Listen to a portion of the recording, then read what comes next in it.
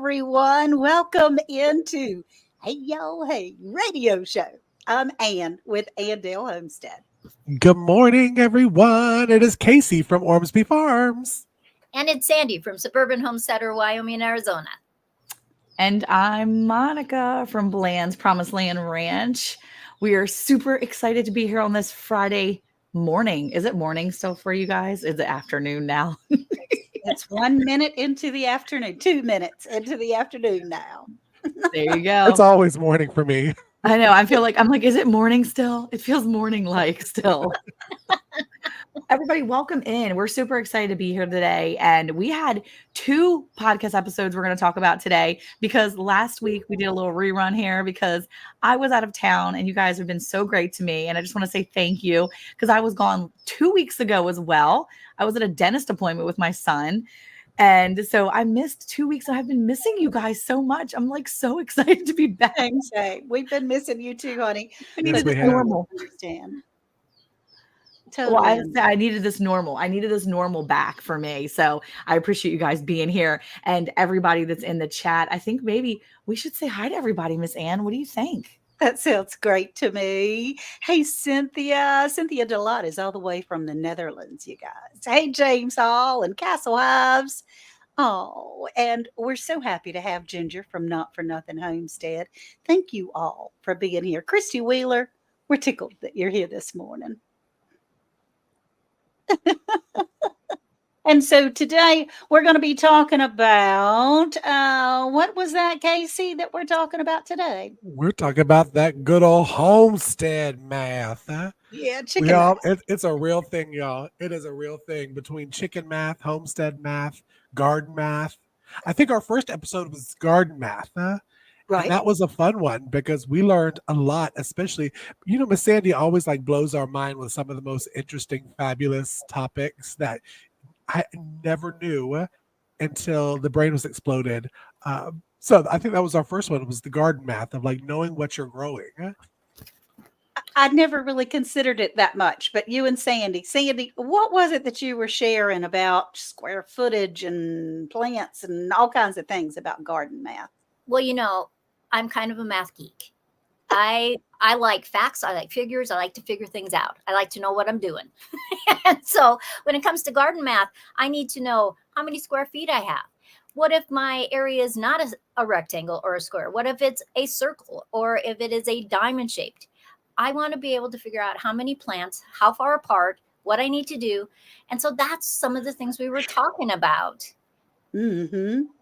Hey, James Hall and Ann Francisco, good day to you, girl. I'm glad you're here.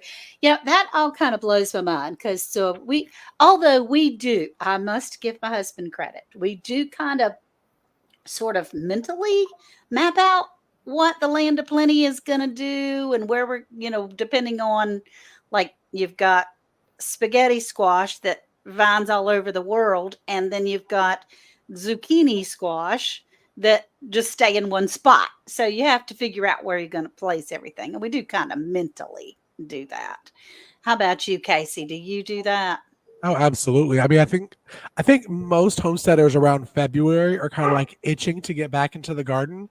So that is when the planning begins. Now, do I follow all of my plans to the T? Not really. I have all the best intentions.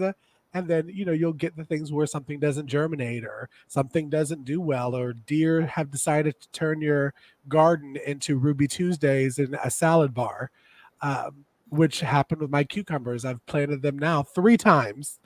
3 times. After this one, I'm going to say deer 1, Casey 0, because I'm not replanting cucumbers. I got you. But yeah, I like to plan out really from what I put in my pantry. So that's how I know what's going in my garden. I talked a little bit about it on the podcast, that I look in my pantry and I say, okay, we ate a lot of pickles this year, whatever it was. So I know I need to put this many cucumbers in the ground. And that's how I plan it out. Now, Sandy, Monica, and do y'all, do y'all do something similar, or do y'all just we know Monica, we call her the pretty princess. She just kind of throws seeds and wherever it falls, it falls. Monica, do you go in with a plan at all? Yeah, Monica? so I do go in with a plan. So I do. I have a little bit of organization. I do like to think about what my kids will eat, what I like to grow. So like I think I even said it on the podcast. I don't really love green beans, but honestly, I love growing green beans because Yeah, it is so rewarding. it And it like is. breaks my back, and Eric hates it. And he's like, Monica, this is so backbreaking. This is not fun. But I like find it so rewarding to go out there and one moment you have nothing in that bucket. And then like 20 minutes later, you have a bucket overflowing. Now, when you take it inside, it only makes like a quart of green beans. Right. But one year we grew in 2018 or 2017, we grew over 80 quarts of green beans here on the farm. And that's not to mention what we ate that season, like throughout the season fresh. And Wow. so 80 quarts was our like record. And let me just tell you, it lasted for like 3 years for us, for our family. For But sure. I mean, my kids love green beans. Eric loves green beans. I don't eat them. Like during the week, like, I mean, I make them on holidays, but the kids know if they're like, Mom, we could have green beans with dinner. I'm like, oh, I should probably go grab them from my mother-in-law's house because that's where we keep like almost all of the green beans. So I'm like sending kids next door to get green beans because I just don't eat them and it's not something I put into my regular rotation. But the kids love it and I grow it because I like to watch them eat things that they enjoy and I like to grow things sometimes that are nobody, even if people don't, even if I don't like it, I like to grow it. So I do have a plan and it just doesn't always work out that way. Yeah. Oh my goodness. So Sandy, how about you, honey? Well, I do have a plan. In fact, if you looked back there on the wall, I have great big huge grid sheets and I plan out every section in my gardens. But that's just me, not everybody thinks like me. That's why you're so productive. I mean, I think it's great. Right. And now it's just me and Joe. So our gardens are different. And so my husband's always saying, well, why are you doing the community garden too? There's just two of us. And I said, well, if I didn't, how could I give things away? You know, the kids, the grandkids want stuff, my neighbors, my friends. And the process of growing is very exciting to me. Yes. The miracle of the seed growing into something so productive. And when you go to figure out how much you're going to plant, you have to figure out the ages of the people that you are growing for. A 2-year-old will never eat as much as a teenager. Right. And so grow what your family loves, what you're going to eat, what you can preserve. And I think it's very exciting, the whole idea of garden math. It Oh, is. absolutely. Yeah. Yeah. We went out. My grandgirls are here today, Gia and Kaylee, and we went out to the garden and they were able to see the sunflowers that they planted and where they grew. They were able to see the strawberry plants that they planted and gather some strawberries. We went over to the sweet peas and picked a couple of peas right off the vine and ate the peas out in the garden. It was just the coolest thing. So, I mean, I have discovered that because this is the first time we've had a successful crop of sweet peas. I don't know why I can't grow sweet peas, but anyway, haven't been able to before now.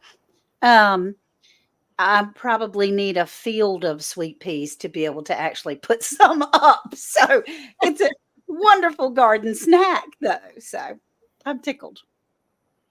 Hey, Tia, glad to see you, honey. And it's true that I like to forage in the garden. Yes. Small tomatoes, like sun gold tomatoes. I'm eating them like candy. Peas. I like raw green beans in the garden. I haven't ever tried that. When you're growing like Chinese cabbage, I love Chinese cabbage, but when it's young, you can literally just break it off and I just chew on it while I'm in the garden doing stuff. And I always tell Joe that weeding is better and cheaper than therapy. That's true. That's the truth. I do that the same thing with the herbs. Like I love to nibble on herbs, like as I'm walking through the garden, like the dill plants. Maybe yeah, I love dill just by itself. So I put a little bit between my cheek and gum there, and walk through the garden with the I've never dill as done that. oh, it's good. It's good. But no, I had a question, and I want to see if anybody in the James. chat knew. So I'm looking at the chat now because I asked this question on the podcast. So for those that have listened, they probably already know the answer to it. But one tomato plant, if it is healthy, how many pounds can a tomato plant grow? And all the hosts, so I've asked it like 4 billion times, so nobody on the host panel can answer. So it needs to be from the chat. So does anybody know? And I'm gonna look Well, to don't see. make them suffer too long. But James Hall says he enjoys peas off the vine, but not cooked unless mixed with something. Well, I just am tickled because my oldest granddaughter, Gia, is not a veggie person. She really doesn't care that much. But she ate some sweet peas this morning out in the garden. I said, "Well, what do you think?" She said, "It tastes like garden." Okay. That garden flavor. It has a garden flavor. 10 pounds, Tia says. She's getting close. She Yeah. is. It's close. It's close. It's close. Yeah. Well, it's one of those things that you really like to see people get involved in the garden. And Eric makes that mistake, though. He'll go out to the garden and be like, what kind of pepper is this? I actually have 2 different videos on our channel where he actually has gone out and just started eating stuff off my plants as I'm trying to pick and harvest. And I'm like, don't eat that. And he's like, it's fine. And he'll take a bite. And I'm like, I literally told you not to eat that. Like I put things, and when I am organized, I can be very organized, and I have I have my peppers here, my hot ones here, my sweet ones over here. I keep plants in between. I companion plant. I do have a plan. I don't always follow through with it just exactly, but I do have a plan. And he gets himself into so much trouble going out there and checking stuff. Thankfully, my kids do better, and they ask me before they start to eat things, and they say, "Can we eat this? Can we do this?" But it's fun to see your kids or people that normally wouldn't eat things get involved. It is. Eric would never have been out there in the garden 10 years plus, a long time ago when we were in Maryland. He would have never went out there and just started throwing a tomato in his mouth. It just wasn't him. And he'll go out there now and grab a tomato and just eat it like an apple. And I'm like, okay. Which is so awesome. Which is great. And, he doesn't tell me it tastes like dirt, which is good. But I will say I've had the reaction from a few of my kids. My son, we were at my in-laws last year. And I said, you got to try these sugar snap peas. They're so great. They're sweet. They're beautiful. They're wonderful. Oh, they're so good. And my son, Luke, who's literally an adult, he's 22. He said, I don't like peas. I'm not going to eat it. He's like James, right? He's like, I'm not eating it when it's cooked. Okay. Mm-hmm. Just take it. It's fresh. I just snapped it off the vine. It's beautiful. And look at it. It's gorgeous. And he took a bite and he sat there and he was like, I was like, what do you think? He goes, tastes like a pea. And I was like, oh my God. Oh. You're just go spit it out if you don't like it. I mean, he ate it, but he was not happy. I'm like, it doesn't taste the same. It's different. Yeah. That's right. He's like, not real happy about that. One of the things that we talked about on the podcast that I think people sometimes forget is that you don't have to plant everything all at once. Plant half your carrots in the springtime. And then when it comes to July, plant the other half so that you're not going, oh my gosh, what am I going to do with 1 billion pounds of carrots? And you can do that with a lot of crops that can do planting for a fall garden too. And so I always tell people, even if you haven't planted yet, plant, because most things will catch up. And if it takes a long time to grow, you can harvest them, late fall, take advantage of all your soil. And didn't you have a funny story, Andel, that you said on the podcast about your first year gardening and y'all. I've said this a couple of times, and I would think I was embarrassed, but actually I heard another guy say, and y'all will never guess what my mother did. And he was talking about his mama doing the same thing. So when I first started gardening, it wasn't maybe 3 years ago, 3.5 years ago, maybe 4. I thought you were supposed to plant every seed in every pack. So I had like 400 tomato plants growing at the same time and at least 95 cucumber plants. I mean, it was insane, this stuff. And I didn't find out, I didn't know any differently until I went through the whole summer and I heard turf therapy say, you know what my mama did? He planted every seed in the whole pack. And I went, wait a minute. Aren't you supposed to?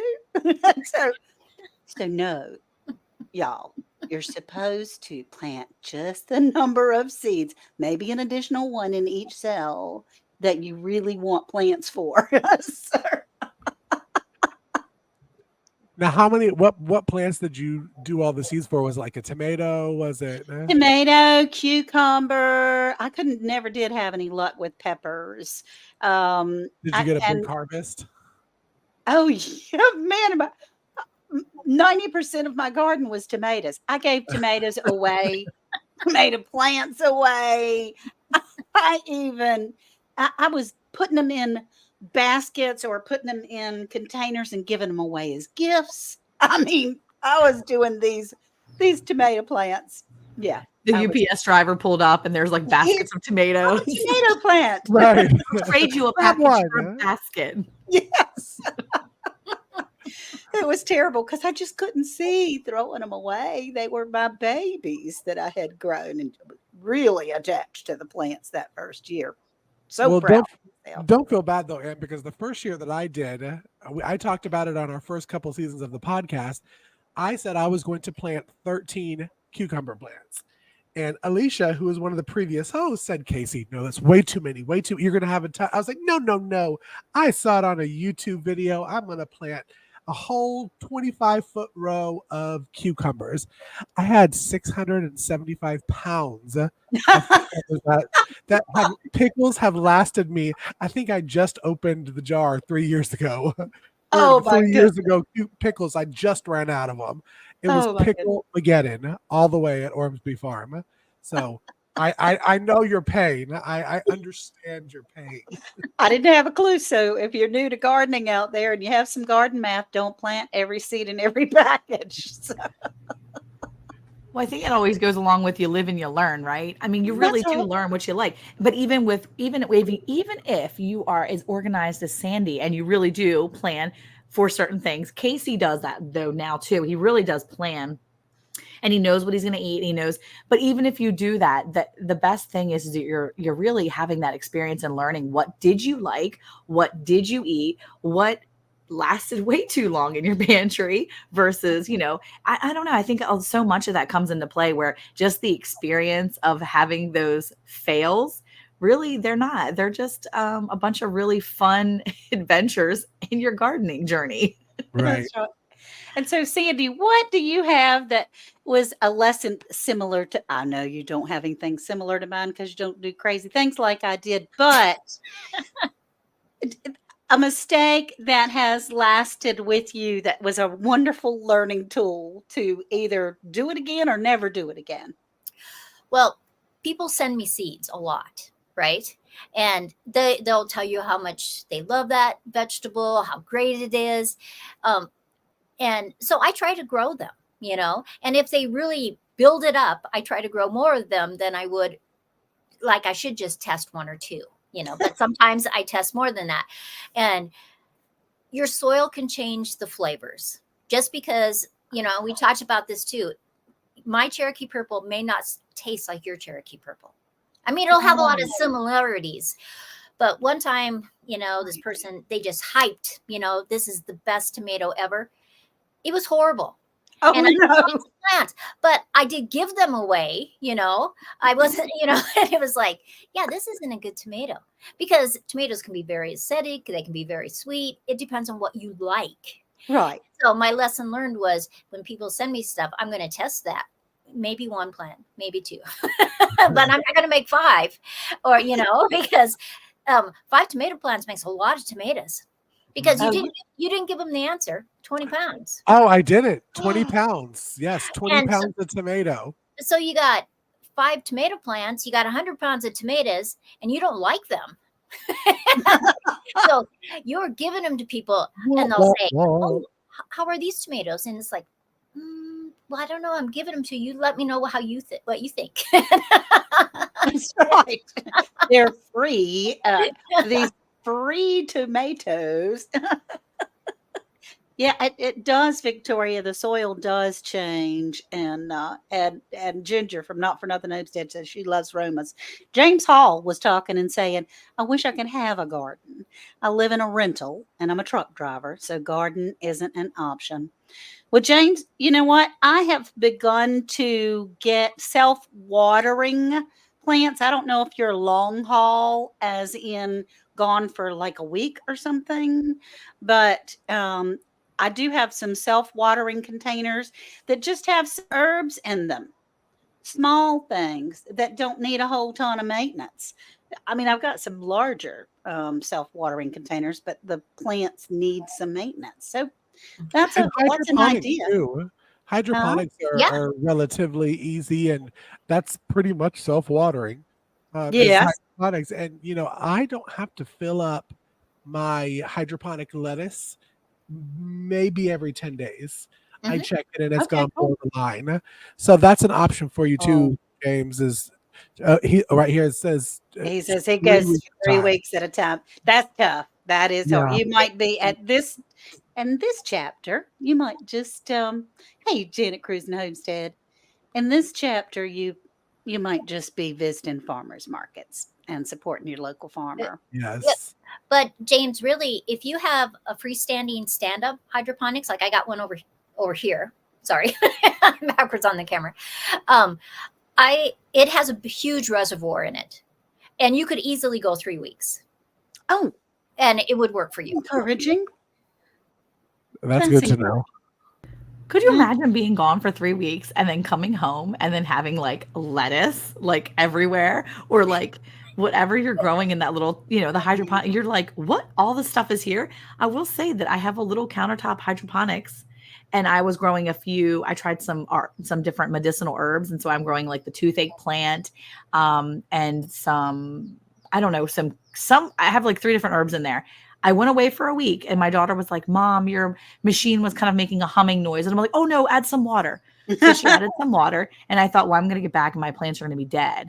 And I got back, and Wednesday night I took a look. I walked over to the counter where it was sitting and I was like, oh my gosh, my toothache plant had grown out and was like climbing over the other plants. I Oh my gosh. was completely floored. I was like, Abigail, you just said it needed water. She's like, yeah, I don't know. I didn't notice how big it was. It's huge. I couldn't believe it. And I was only gone for a week. I can imagine being gone 3 weeks and coming back. Jeannie. I'm so glad you're here, Jeannie. That's awesome. And Nan Snyder and Janet Cruising Homestead has begun to put schedules on everyone's lives that are out there. So we're going to have to get you to include us, Janet, on Fridays at noon and coming in. So as far as garden math, I have seed cups all over my house when I get started. And then eventually I have a little itty bitty plastic 6x4 greenhouse that was sent to me by a company. And so I can eventually move them to there when the weather gets warmer. But really, we plant what has lived, what has germinated, and what has lived. So I don't know if anybody else does that. I do. Yeah, well, sometimes things will die. Maybe the seed wasn't fertilized properly. It didn't have enough pollination in there, and so it may start, but then it dies back. You might have damping off issues. If you put a fan by where your seedlings are, it will help with that. Sometimes people get, it looks like a white mold on the soil. That does not hurt anything. Just scrape it off. It's probably just too wet. Make sure that it's getting enough light. If it becomes really leggy, you're going to give it more light. And so then you become more successful, And if worst case scenario, go to the greenhouse and buy some seedlings. Exactly. And I do. We do go to our local little place, and it's wonderful, Halsey's. And I guess the first couple of gardens I had were a lot of stars that they had. And there's Yeah, nothing wrong there's with no that. shame in that game. There's no Nothing shame wrong in with that that. game. If you don't grow it, you're supporting somebody else that Mhm. grew it. And That's I right. had, to, I had to tell myself that one time. I was like, no, to be a homesteader, you must grow your own and do. No, ain't no shame in that game, y'all. Well, I think Go pick you up some seedlings. I think it's important to remember everybody starts somewhere and you're helping someone else. But we also, in our second episode, because our homesteading math was actually a two-part, right? So we went from garden math to homesteading math. And then we talked about animals, we talked about fruit trees. There you go. There And you Sandy go. gave us some great knowledge on fruit trees, and we discussed how that kind of works together because we've not had great success with apple trees. And I had no clue there were so many varieties of apple trees. Sandy dropped some serious knowledge on apples, and apparently she's an Really. apple tree nerd. Apparently, she's like she admitted that on the podcast. So you guys will have to definitely give that a listen because there's some good information. Sandy, can you give us a little tidbit of some apple tree knowledge? Okay. Probably the thing you need to know the most is that there are early apples, mid apples, and late apples. And that means when it blooms. So if you bought two trees, because you have to have two trees, you have to have be able to pollinate. But if you had an early variety and a late variety, they are not blooming at the same time. And so unless your neighbors have apple trees, you're not getting hardly any apples off there. You may be lucky and get a few, but you want to get an abundance of apples. And apple trees produce the most from year 17 to year 35. They are a long-term production. Not that you're going to get apples. You'll get apples for a long time. And there are lots of apples that are way over 100 years old, and they are still producing. Wow. Okay. Wait, So- what year was that again? Year 17 to year 35? Yeah. I'm thinking I'm getting ready to turn 65. I I think planted an apple tree last year. I think So that I'll was, have an apple when I get 85 years old. No, you will get apples before then, but that's the main production time frame for an apple tree. I Oh, think that was okay. like that for me too. I was most productive between 21 and 35. So I feel like, again, this works with humans as well, Sandy. You're really very relevant here. That's Monica, that's a good thing though, because I was most productive Tuesday. That's about it. Just Tuesday. That's Tuesday. not every Tuesday, but one No, Tuesday. Just last Tuesday. One Tuesday in June of 2024. Correct. At 36 years old. You're right outside that window, Casey. Sorry about that. Right in the prime. Right in the prime.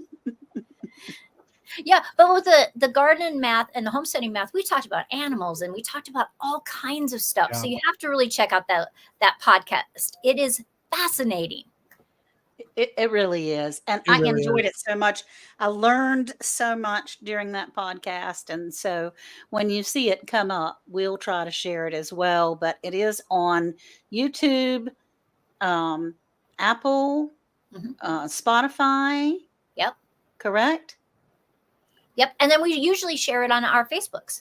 Yeah, we do share it on our Facebooks as well. And Ginger says, is anyone growing loofahs or gourds this year? Because she loves them. Of course it's you, Sadie. That's awesome. Well, loofahs have been the bane of my existence. I have Oh. had so much trouble growing loofahs. And I got these seeds from a friend of mine. And so I started them inside in the humidity dome. And now they're in the greenhouse. And I actually think this year I'm going to have loofahs. I'm so excited. Well, when You you, know- do, we'll get you to share your seeds. Well, it's funny because Jesus Loving Homesteader, Carmen over here she lives right around the corner from me. And every year she talks about how they're the bane of her existence, but in the opposite way, because they literally will just spawn every place in her yard. I And was she's about like, to say, she's always shared that she gets like a ton. Like, yes. over And a I have bucket.